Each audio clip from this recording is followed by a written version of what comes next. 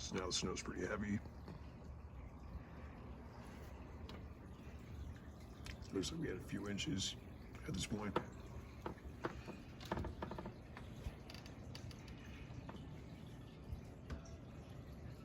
You can see the snow starting to pile on the cars and on the bushes.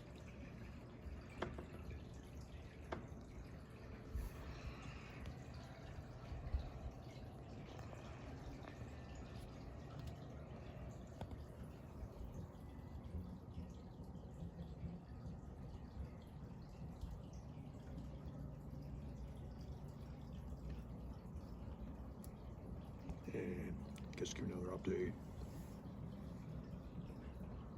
later on the storm. But for now, it's pretty much all I've said.